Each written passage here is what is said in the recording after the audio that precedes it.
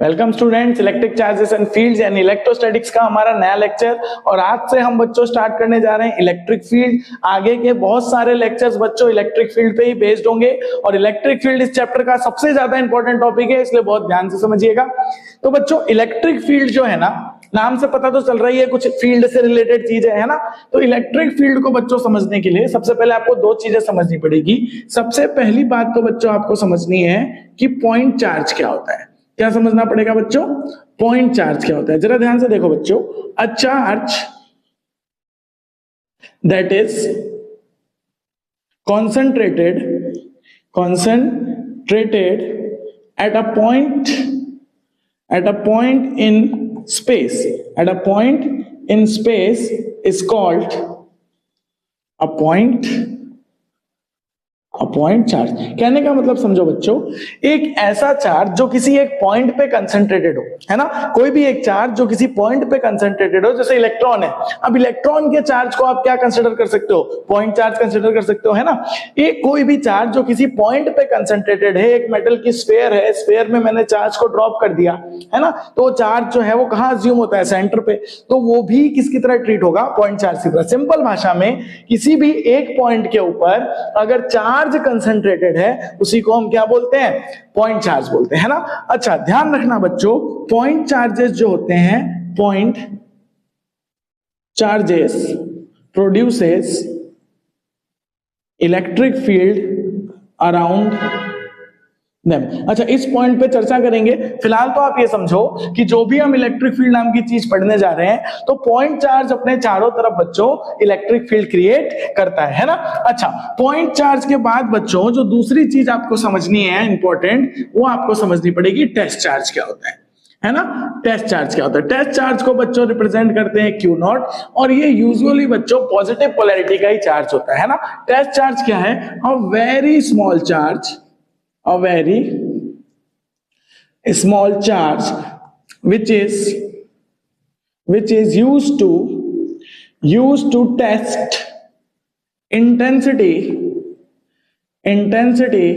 of electric field at a point, and important बात बताने जा रहा हूं, it does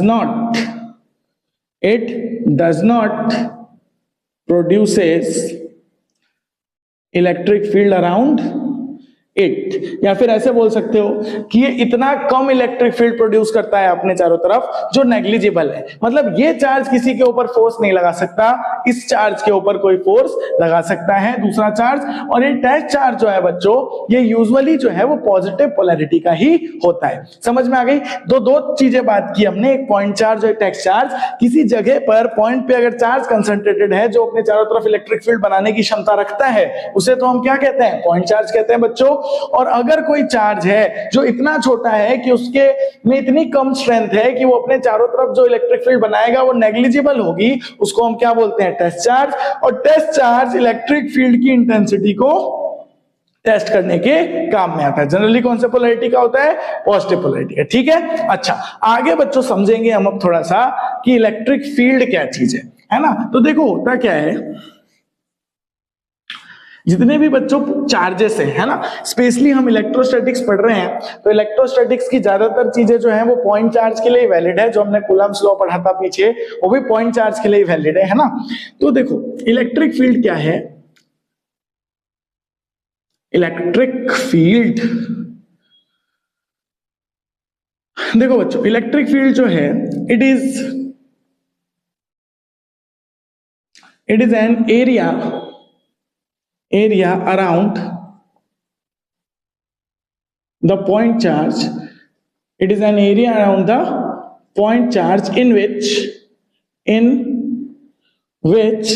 any other charge will experience force of attraction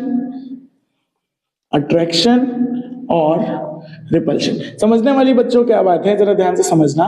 electric field जो है बच्चों, पॉइंट चार्ज के चारों तरफ, जैसे मान लो मेरे पास एक पॉइंट चार्ज है, तो इसके चारों तरफ बनने वाला एक एरिया है जिस एरिया में अगर कोई भी दूसरा चार्ज आता है तो उस चार्ज पे फोर्स एक्सपीरियंस होगा, या तो वो अट्रैक्टिव होगा या रिपल्सिव होगा। मान लो यहां पे एक नेगेटिव चार्ज आया तो इसकी तरफ कहां फोर्स लगेगा, इसकी तरफ अंदर की तरफ फोर्स लगेगा। लेकिन मान लो यहां पर अगर एक पॉजिटिव चार्ज आया तो इस इलेक्ट्रिक फील्ड में इस पे कहां फोर्स लगेगा, बाहर की तरफ लगेगा। समझ आ रही है? मतलब इलेक्ट्रिक फील्ड पॉइंट चार्ज के चारों तरफ बनने वाला एक ऐसा एरिया है जिस एरिया में अगर कोई भी दूसरा पॉइंट चार्ज आता है तो उस पे उस चार्ज का अट्रैक्शन या रिपल्शन का फोर्स एक्सपीरियंस होगा। समझ आ गई बात? अच्छा, अब अगर बच्चों हम देखें कि इलेक्ट्रिक फील्ड जो है वो कौन से चार्ज के लिए कैसी होती है, तो ध्यान रखना, अगर हमारा चार्ज पॉजिटिव है ना, electric field for positive charge, अगर हमारा चार्ज पॉजिटिव है, electric field for positive charge, बच्चों अगर हमारा चार्ज पॉजिटिव है तो पॉजिटिव चार्ज के लिए जो बच्चों फील्ड होती है ना, ये रेडियली आउटवर्ड्स होती है। पॉजिटिव चार्ज के लिए जो बच्चों फील्ड होती है ये कैसी होती है, रेडियली आउटवर्ड। रेडियली आउटवर्ड का मतलब क्या है कि अगर इस फील्ड में कोई भी टेस्ट चार्ज आएगा तो उस टेस्ट चार्ज की तरफ फोर्स कहां लगेगा, बाहर की तरफ। थोड़ी देर पहले मैंने बताया आपको test charge electric field test करने के काम में आता है। तो अगर इस फील्ड में जो कि पॉजिटिव चार्ज की है, जो कि कैसी होती है,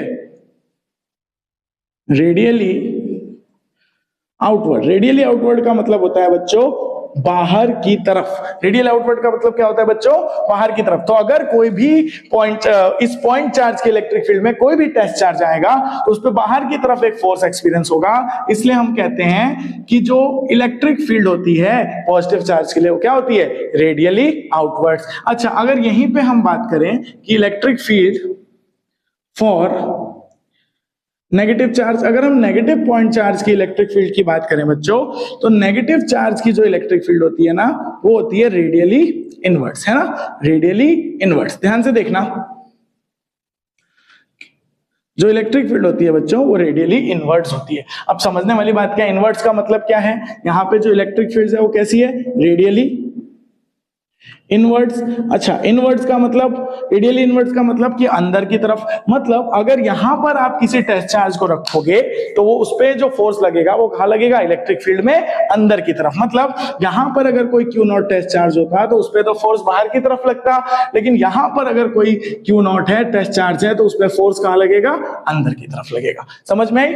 क्लियर है? कोई दिक्कत? बिल्कुल आसान। अच्छा, अब इसका जरा रिप्रेजेंटेशन देखेंगे बच्चों, जो बहुत इंपॉर्टेंट है ना, इसका रिप्रेजेंटेशन बहुत इंपॉर्टेंट है, जरा ध्यान से देखना।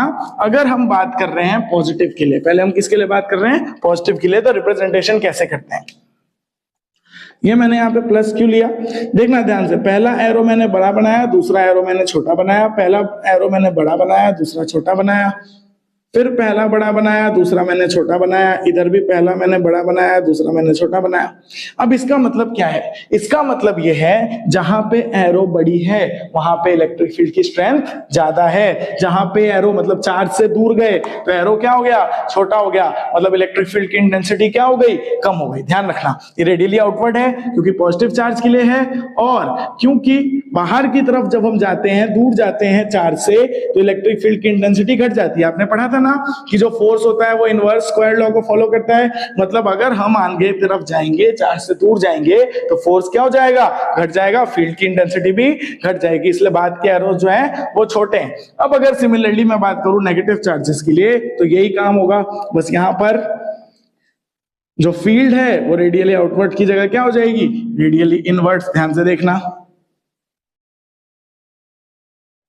ध्यान से देखो बच्चों, ये देखो पहला एरो जो है वो मैंने बड़ा बना लिया और बाहर वाले एरोज जो है वो देखो छोटे बना लिए।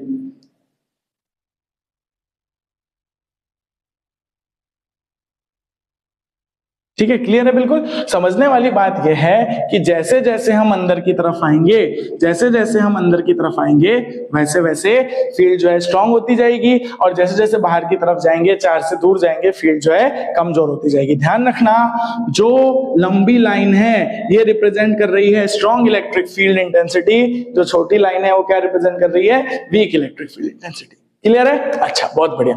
अब बच्चों बात करेंगे कि मैथमेटिकली इलेक्ट्रिक फील्ड होती क्या चीज है। तो ध्यान से देखो, बेसिकली हम बात करेंगे इलेक्ट्रिक फील्ड इंटेंसिटी की मैथमेटिकली क्या होती है। देखो, इलेक्ट्रिक फील्ड इंटेंसिटी, देखो बच्चों जरा ध्यान से, इलेक्ट्रिक फील्ड इंटेंसिटी क्या चीज है।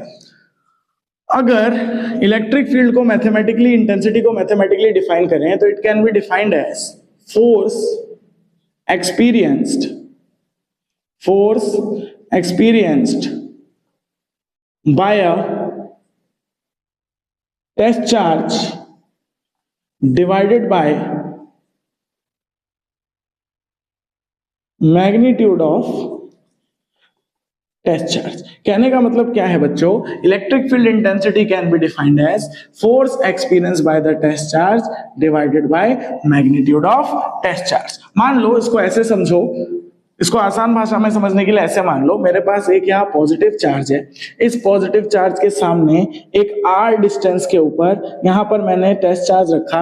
अब ये पॉजिटिव चार्ज है, तो मैंने आपको अभी भी पहले ही बताया कि इस पॉजिटिव चार्ज पे जो फोर्स लगेगा वो बाहर की तरफ लगेगा, रेडियली आउटवर्ड लगेगा।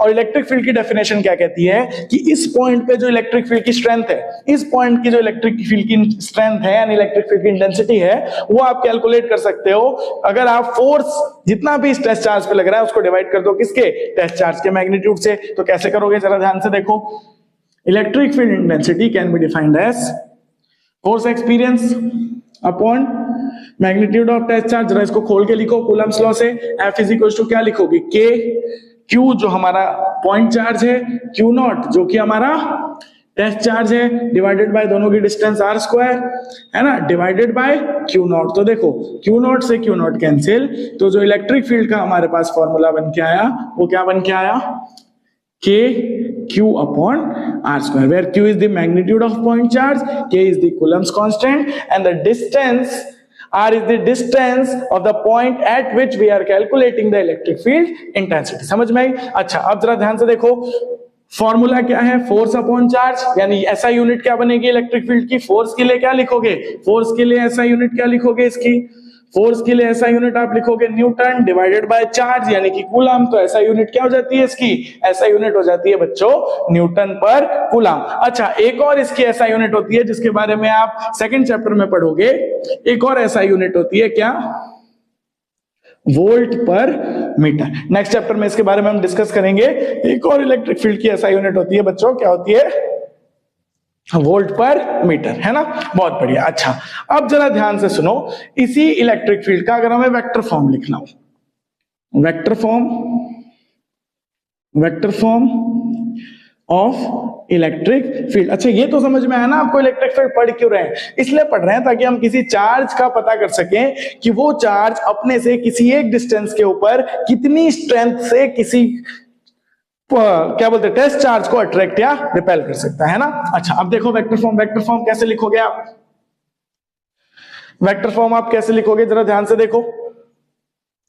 वेक्टर फॉर्म लिखने के लिए आप क्या करोगे, E vector is equals to, जरा ध्यान से देखो, वेक्टर फॉर्म लिखने के लिए क्या करोगे, E vector is equals to K Q upon, देखो यहाँ पे मैग्नीट्यूड ऑफ आर स्क्वायर है, डायरेक्शन देने के लिए क्या लगाओगे, आर कैप लगाओगे। अब मैंने आपको लास्ट लेक्चर में भी बताया था, किसी भी चीज का जो यूनिट वेक्टर होता है यानी जो आर कैप है इसको कैसे लिख सकते हो आप, इसको लिख सकते हो E vector is equals to K Q upon R square into R cap की जगह क्या लिख सकते हो, A vector upon magnitude of A vector, यानी कि R vector upon mod of R vector. तो फाइनली बच्चों जो आपके पास फॉर्मूला बन के आएगा वेक्टर फॉर्म में, वो क्या बन के आएगा, E vector is equals to K Q upon R cube का मैग्नीट्यूड आर वेक्टर। ये आपकी फाइनली बच्चों क्या हो गई, this is your vector form of Coulomb's law. ध्यान रखना, ये जो आपके सामने बन के आया फॉर्मूला बच्चों, ये क्या बन के आया, vector form of Coulomb's law, ठीक है। अच्छा, अब इसके बाद हमें एक बात और करनी है, हम पढ़ रहे हैं अब छोटा सा टॉपिक एक कि electric field due to system of charges, electric field due to system of charges. इसी को हम क्या कहते हैं बच्चों, इसी को हम कहते हैं प्रिंसिपल ऑफ सुपरपोजिशन। क्या बोलते हैं? Principle of superposition. देखो ध्यान से, मान लो मेरे पास एक चार्ज है Q1, एक माइनस Q2, एक प्लस का Q3, ऐसे ही n नंबर ऑफ चार्जेस है ना। इसके सामने बहुत सारे चार्जेस आप ले सकते हो, मैंने 3 ले लिया आपको समझाने के लिए। सामने एक पॉइंट है, इस पॉइंट के ऊपर मैंने टेस्ट चार्ज रखा। तो अब मुझे एक बात बताओ, इसकी जो फर्स्ट वाला हमारा चार्ज है ये पॉजिटिव है, तो इसके लिए रेडियली आउटवर्ड इधर की तरफ होगी इलेक्ट्रिक फील्ड E1 वेक्टर।